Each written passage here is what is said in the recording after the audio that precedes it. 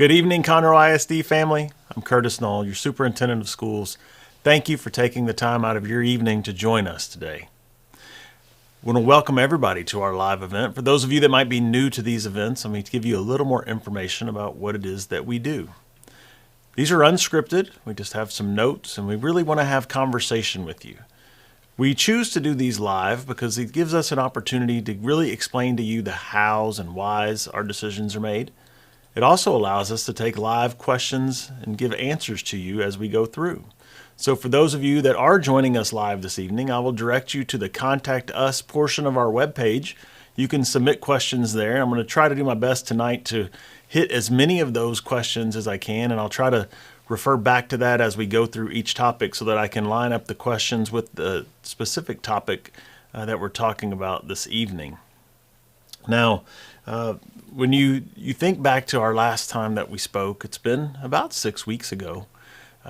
We talked about how we wanted to be cautiously optimistic, looking forward to a bright future. And I can tell you that since that day, every day has gotten just a little bit better, not only in Conroe ISD, but in our community as well. So we're in a very good place tonight. We look forward to sharing with you that good news. There's a few constants that have really happened over the last year and a half. Number one, we've kept all of our schools open each and every day. We've had our students engaged in learning, and our students are growing each day. We've also gotten better, as we've talked about, each and every day. And another constant is that we just keep growing. Our enrollment today in Conroe ISD is over 68,000 students.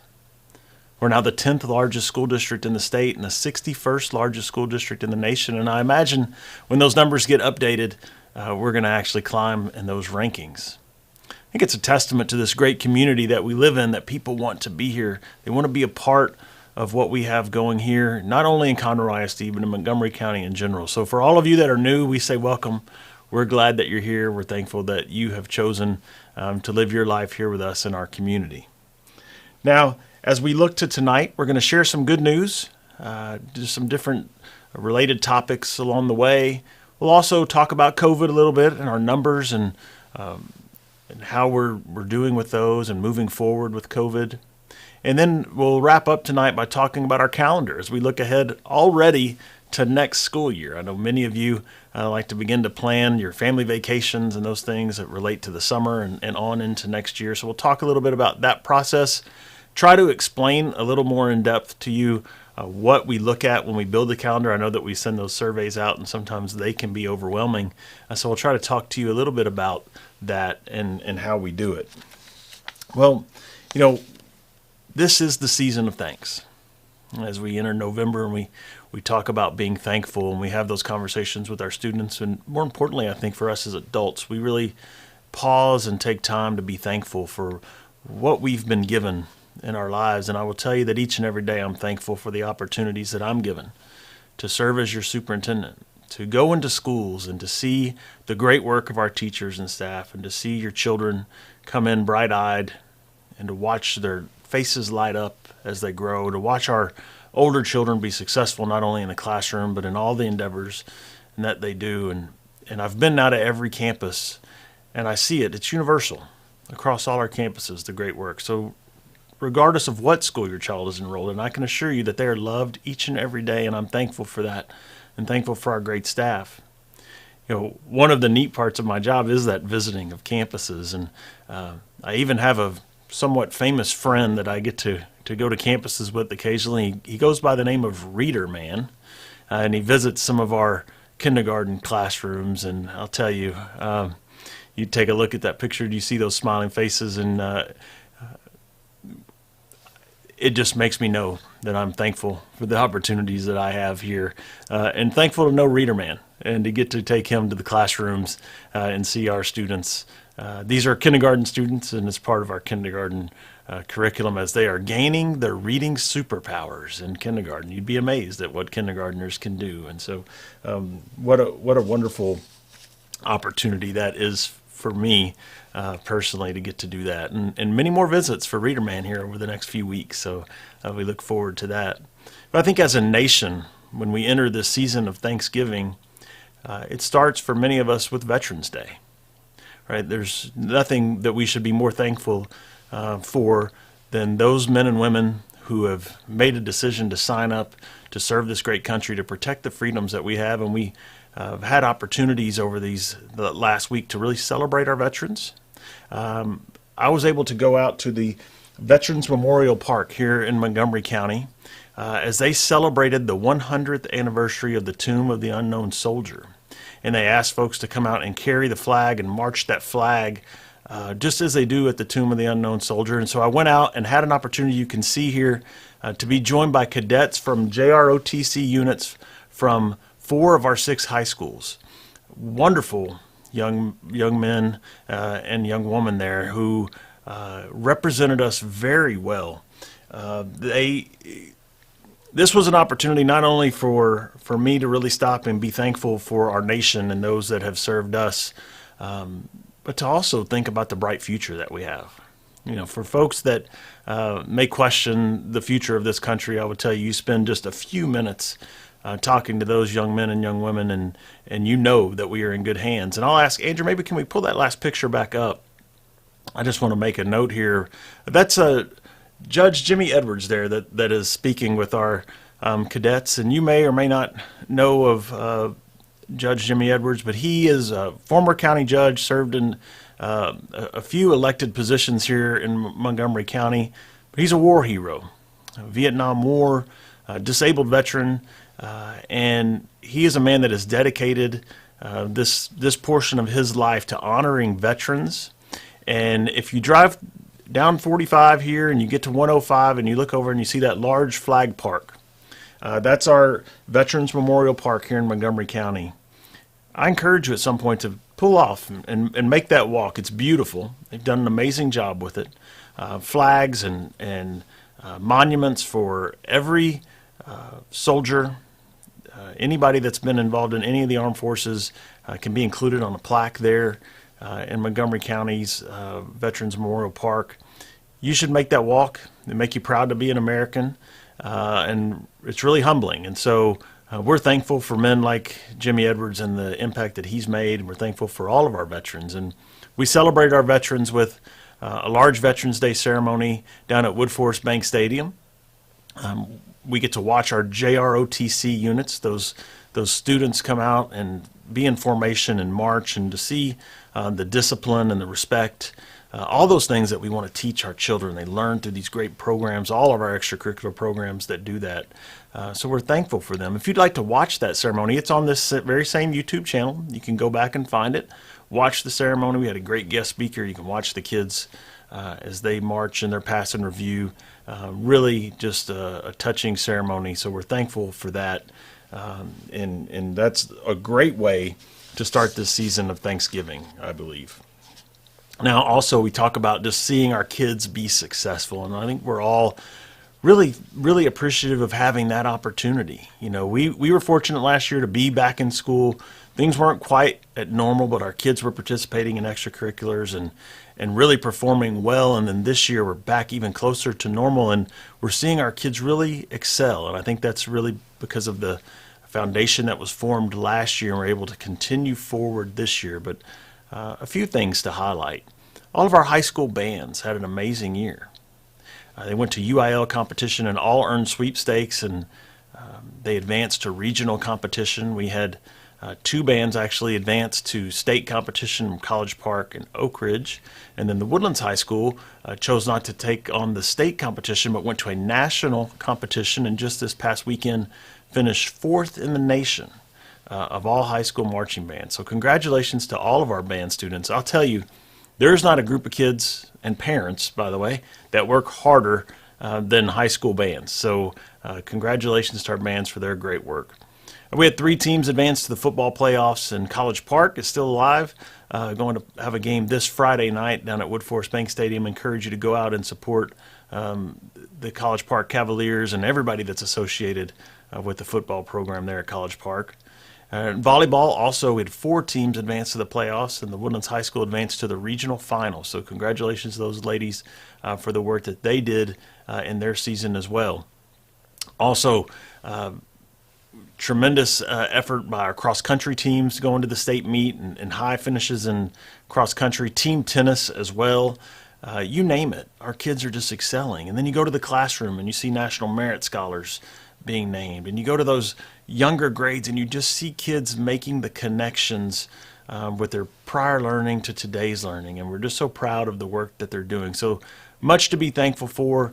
We don't take it for granted at all that we are in school and that we have the opportunity to teach our kids. I think after all of this pandemic is over and we can put it behind us, maybe the one thing that we will come out of this that'll be positive is the fact that we've learned how to be thankful for the small things in life, things that maybe we've always taken for granted, but today we know to be thankful for them. And for us, we know it's hard, right? All these things that we've been doing and pushing through for this year, it's been hard, but we know it's worth it. When we see these kids be successful and we get to see the looks on those young people's face like we saw in the earlier picture, that's what makes it worth it. But there's really one group of people that have made all of this happen, and that's our staff. When we talk about being thankful, so thankful for all of the staff in Conroe ISD, from paraprofessionals to teachers to bus drivers, counselors, assistant principals, central office, business office, human resources, maintenance, custodial, you name it. Every group of people has gone above and beyond this year to make sure that our children have a chance to be successful. So I would invite you at this season to take time to say thank you to them. There are a few different ways that you can do that, and I would encourage you to do it. One, you could send them an email. Right? Just simply email, and not just your child's classroom teacher, because they're important, and you should email them too, but there's so many other people that touch the lives of your children every day, from the librarian to the cafeteria staff, to those folks that are out in the car rider line each and every day, when it's hot, when it's raining, when it's cold. They're there every day and they're smiling and they're welcoming your child, to send an email to say thank you. We also have a system. If you have a parent access account, you can go in. It's called a Teacher Achieving Excellence. You can write a TAE. When you write a TAE, it's really just a generated way of creating an email where you can check some boxes to tell the staff member what you're thankful for. That would mean the world to them. Or write them a little handwritten note to say thank you. Gifts are always appreciated, but it's not about gifts. It's really not. I'm telling you, I've had some people email me and say, I really want to recognize and thank the staff at my children's school for whatever variety of circumstances that they want to talk about. How should I do that? And I always tell them the same thing. Your words are the most precious gift that you can give to the staff. For them to know that you see their efforts and you appreciate their efforts would mean the world to them.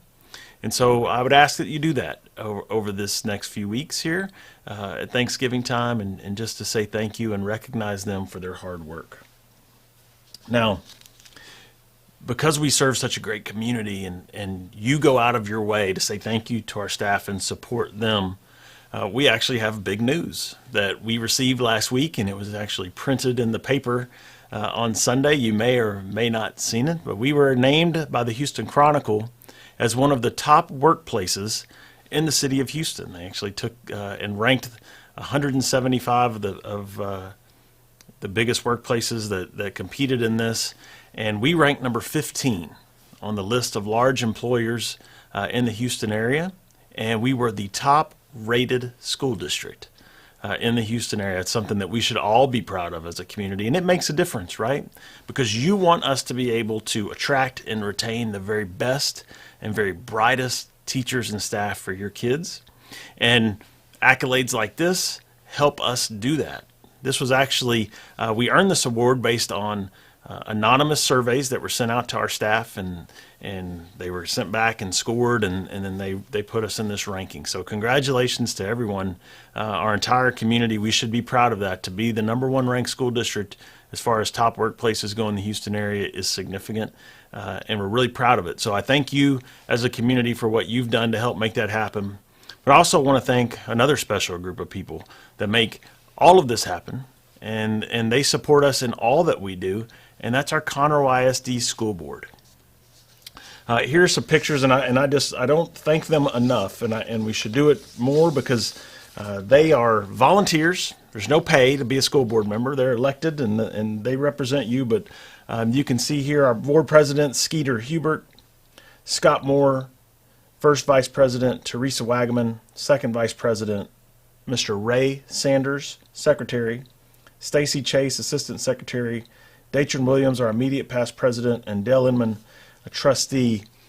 These are a wonderful group of people, and what they provide for us as a school district is that big picture direction each and every day. They create policy. They give us as a staff the tools to do our job each and every day, and you can see from the satisfaction results and from how we perform as a school district in every way, from academics to finances, that they are doing an amazing job. So we say thank you to our school board for making this a great place to work, but also making this a great place to live and a great place to be, if there is such a thing, a great place to be a taxpayer. I know that none of us love to pay taxes, myself included, but if we are going to pay taxes, we want to make sure that we're getting good bang for our buck, right? Are we getting what we're paying for?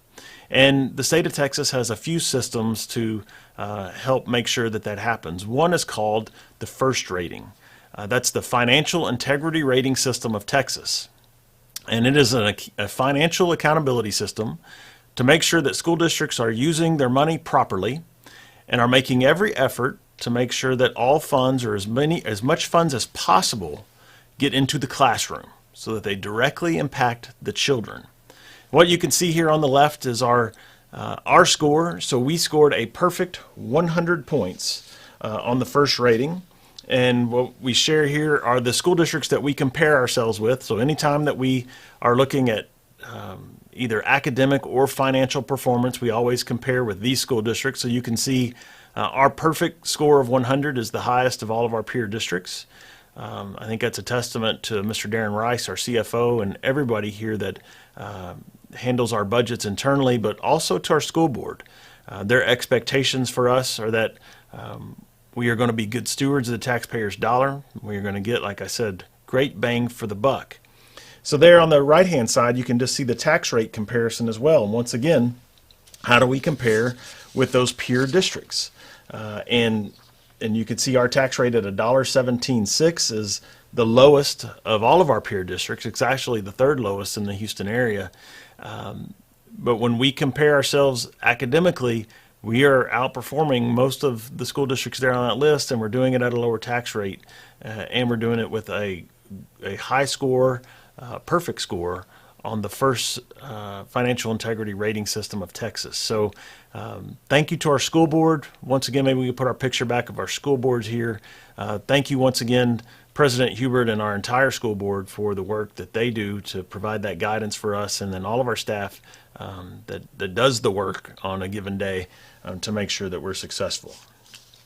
Now, tomorrow night we have a school board meeting, and one of the things that our school board will be considering would be a potential $10 a day increase in our substitute pay rates, and that's a significant move by our school board to help support not only our subs by giving them more pay, but it's really a move to support all of our full-time staff.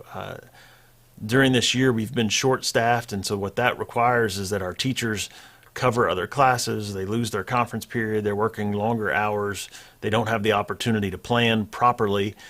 So this is the board's opportunity and an attempt by the board to bring more subs in, have more subs working so that we can give some relief to our everyday teachers. So it's just another example of the way that our board works every day to support our staff and support our community, to make sure that we're providing the very best academic opportunities for our students.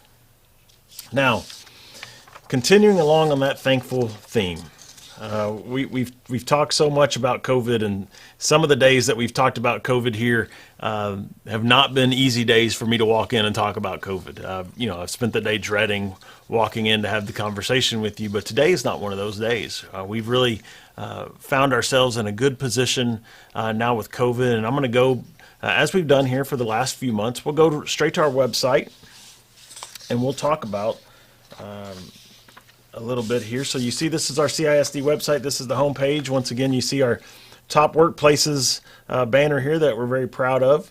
But if you go over to Roadmap for Remaining Open, you can click there, and once again, we can go to our COVID dashboard.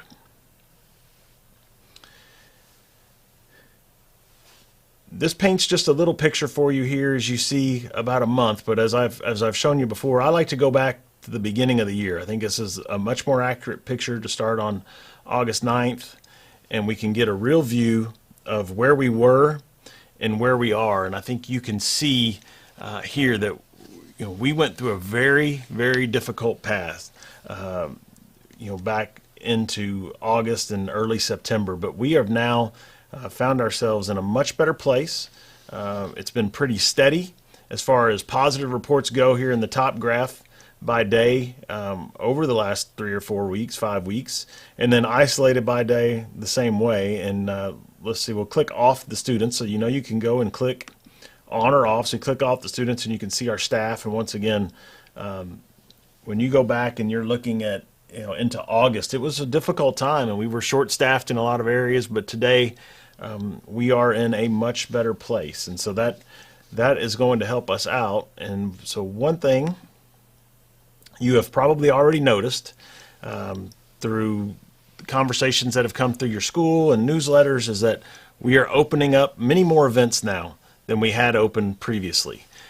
So all of our holiday events, those things from concerts to parties, your lunchroom visits, we're doing all that we can to open those more and more every week. And we'll look here at our Conroe ISD safety alert levels. Oh, sorry about that. Didn't mean to move it so quick. We started the year in level 3. We quickly moved to level 4 after the first week of school, and we saw the big spike in numbers. We moved back to level 3 a few weeks ago, and tonight I'm proud to tell you and excited to tell you that we will be moving to level 2 as we return back from the Thanksgiving break. We will return back at a level 2, and that just means, once again, more and more activities can return to normal on campus moving forward, and that, I think, we all appreciate that, right? Now, the important thing to note here is if we have to ramp up, and I hope we don't need to, but if we were to see a spike, if we needed to ramp back up to level 3 or level 4, we could. We hope that won't happen. I was at a Montgomery County Public Health Board meeting just a few weeks ago. Dr. Charles Sims, Montgomery County Public Health Authority, was giving a presentation. He was very optimistic about the fact that we won't see a spike this winter like we did last winter, so I hope that he is correct and we can continue on this very same trend that we have been on moving forward. So a lot of positive news here on the COVID front. One other change that's going to happen with that, let me go here and look at our quarantine, and I'm sorry for scrolling fast. Close contacts and quarantine. So you're going to see one other change. You can see here right now there are 2 exemptions for students who may have had close contact of how they can avoid quarantine. And I believe we have a graphic here to show you a third line. Here you can see the third line now that will be added as we return back from Thanksgiving. Students will now have an opportunity to provide a negative PCR test result collected after the date of last exposure to the positive individual. And they remain asymptomatic and will not have further exposure to the potential individual during their infectious period. Then they could avoid that quarantine. So once again, one more opportunity to make sure that we get our kids in school and that they're here at the same time, making sure that we keep our schools safe, right? We don't want to make any decisions that would jeopardize the school year. I think last month, we described that as doing more carefully, right? And that's the same thing we're doing. So we'll be backing off on our e-misting. We are still going to continue to e-mist, but instead of every day, it will move to every other day. We'll continue to watch it. It may back off even more in the classroom usage of e-misting and any other protocols that we have. And I know that we had some questions come in related to some of our COVID response. So let me just switch to that and make sure that we can answer any of those questions. Let's see. Well, let's talk about masks. So the governor's order was struck down federally. Will that change our masking rules in Conroe ISD? No, we are moving to level 2. There are no masks required in level 2. We don't have masks required on any of our level system currently, so it does not change anything for us. Once again, it is your choice for you to consider wearing a mask or not, or you have your child wear a mask or not. That is your choice. So that will not change for us in Conroe ISD. What about vaccines? Are we a provider of vaccines? No, we are not a provider of vaccines. So we will not be running vaccine clinics during school and giving vaccines at school. Our school buildings could be available to rent from, just as Woodforest Bank Stadium was utilized by the county outside of the school day for voluntary vaccines. If an entity wanted to rent one of our facilities on the weekend and provide vaccines to those that want them, that would be their choice. To do that, we would certainly make our facilities available to the county or groups that wanted to do that, but we will not be bringing the vaccine to school. You don't have to worry about us, having that conversation with your child or bringing your child in to have vaccines. That's not going to happen this at all from us. Let's see. Well, okay. This one's unrelated to COVID, but I'm going to answer it because I just saw it. What happens when a TAE is submitted? So if you wanted to go and say thank you to a teacher, what happens? Well, the teacher gets a copy of that, gets an email, and also their supervisor gets that email. So if you submit a TAE for a teacher, it will go to that teacher. It would also go to their principal and assistant principals in the building. So it's just a nice way you can send an email directly to the teacher, and it's great, and they'll appreciate it. But if you do the TAE, it automatically goes to their supervisor as well, which we all appreciate it when our bosses get a nice note about us. So that's a nice thing as well. Let's see. Vaccines. Virtual school, somewhat related to COVID, I guess. Our virtual school ends in December, so we will not have virtual school in the spring semester. It will conclude as we go into winter break. We are considering and looking at our options of having virtual school for next year, the 2022-2023 school year. None of those decisions have been made yet. The bill just passed, and we need to understand what are the ramifications of that. And so we'll be making some decisions. But what we know for certain is that our current limited virtual school option will end in December. We'll be ready to welcome all of those students back into our buildings, in-person learning.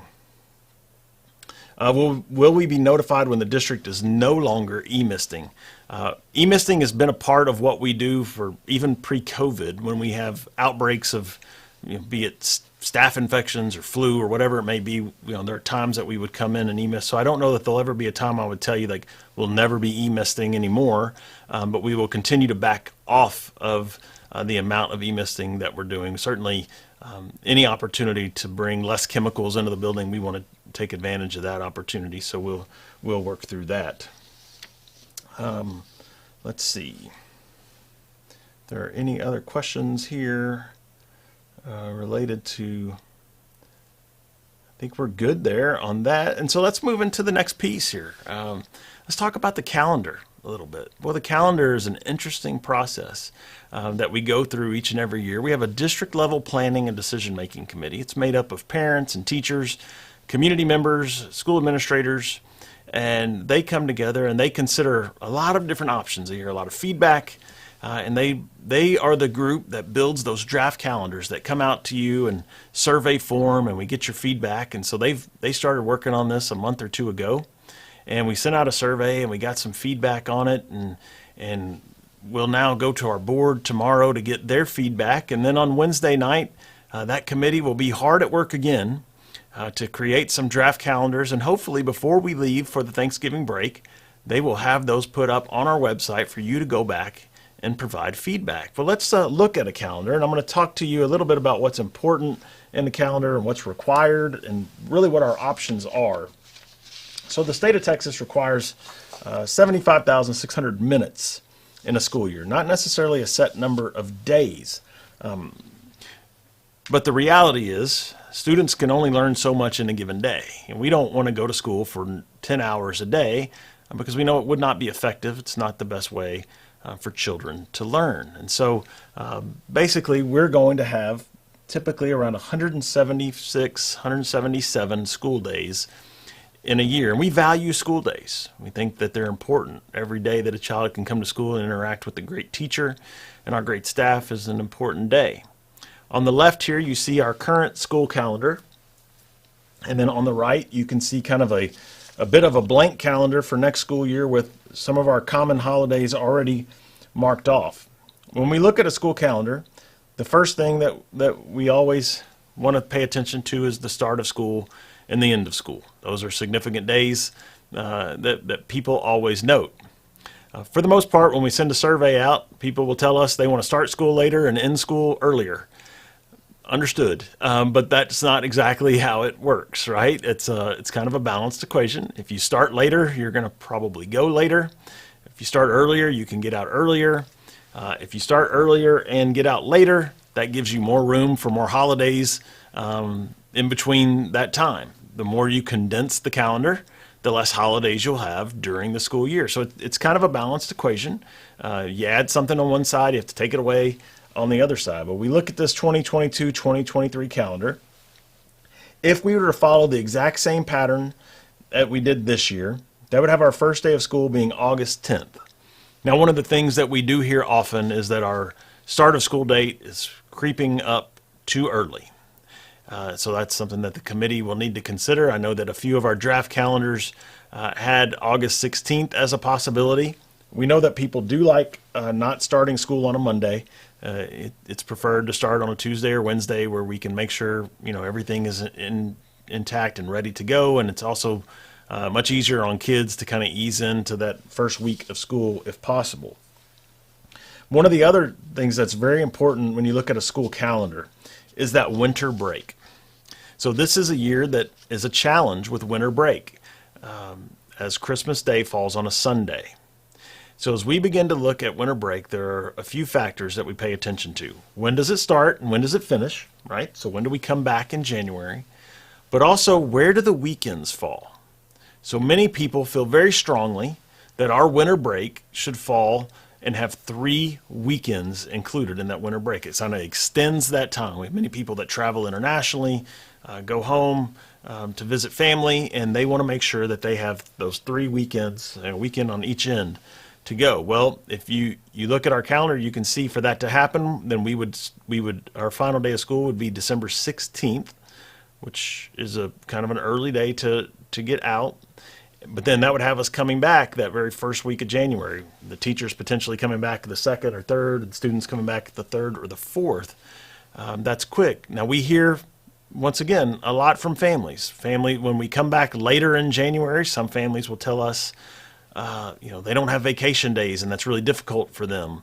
They'd rather have the days front loaded. We also are very aware and understand that some families that have divorce decrees that they must tend to over the holidays, and a common day of change of custody is December 28th, and is it fair? Is that equal time for each parent? We're aware of that as well. We try to take all of that into account. And unfortunately, there are times that things just don't line up perfectly in that regard either. So the committee's going to have a decision to make. Will we get out on the 16th, or will we come back and go to school maybe the 20th and 21st? But by doing that, we lose that weekend associated with the December break, the winter break. And so it does make the break feel shorter when you do that. And so that's a decision that must be made. And then once again, as we move down and we look, I know most folks love the idea of school ending before Memorial Day. We have gone into June before. We can do that. We've gone to school after Memorial Day. We can certainly do that if that's the idea of the committee and the public. The way this operation works is, once again, the committee puts calendars out. The public, you all make suggestions and comments. We share all this information with the board, and then eventually the board is who makes the decision about our school calendar. Now, one of the questions that has come up is, will we follow a plan similar to what Humble or New Caney, some of these other districts that have built in many week-long breaks? So they have maybe a week-long break in October and another one in February. And at this point, I would say I do not anticipate that we would follow that lead. In order to do that, we would have to extend our school day quite a bit, which would mean that our junior highs would likely not get out of school until 5 o'clock, which means they may not get home off the school bus till after 6. That is something I know would be very difficult on families. Additionally, all of the research right now tells us that that's not the most effective method for student learning. And so until we see models and suggestions that would actually benefit student learning, I don't believe that our board will consider that as a viable option. And I know for some people, if you have the ability to travel, that those might be great calendars for you. I can tell you that for families that are working families, it causes a real struggle for just to take a week off, in October, or a week off in February, just randomly, does create childcare issues for families, and so we're also really aware of that. So I don't think that that's going to be a model that we'll be moving to next year. We'll once again continue to watch it, but I just don't anticipate that being something that we'll do. Let's see if we have any other calendar questions come through. That was a great question. I appreciate that. I know that's been a topic that's come up quite a bit. When will we finalize our calendar? So we try to have the calendar completed and approved at the January board meeting. So we'll take feedback from the Thanksgiving break all the way through the winter break. As we return in January, we try to compile all that, and that district level planning and decision-making committee comes back together, takes in all that feedback, and once again, we'll make a recommendation to the board. And at the January board meeting, typically our board will make a decision and we'll publish that so that you can begin to make your plans for the next year. We've bumped that up. We used to not do that until about March, and so we've tried to move it up to January just so that you can know exactly what next year's calendar will look like as early as possible. Okay, let's see. I'm going to go here and look at our more of our questions and see if we have any that have popped in. Once again, the benefit of doing this live is that we can do this question and answer. For those of you that are joining on video, I know that works out well for many of you. It does allow you to speed up. I know I can talk slow sometimes, so I know you can speed up and get through it quicker, but being live does allow you to get your questions answered as we go. Let's see. I am looking here. I had a question about critical race theory. Do we teach critical race theory in Conroe ISD? No, we do not. We never have. There's never been any discussion to teach critical race theory in Conroe ISD. There was a House bill and a new Senate bill that's going to take effect that addresses that. That for us does not impact us in any way because we didn't teach it to begin with. So I know that's a concern by folks, but no, we would never teach any ideas in our school district to teach that one race is superior or inferior to another, or try to be divisive in what we do. Our motto here is all means all, and we mean that. And we do celebrate everyone. We want everyone to be successful, and that's always been our focus. So no, we do not teach critical race theory. Appreciate that question being asked, and I completely understand why you ask it, but I want to make sure that we're clear with that. Let's see. I'm looking through. Okay. All right. Once again, let's see. So the way this works, people have asked, like, do you really do live questions? How does it work? How do you get live questions? Well, we really do.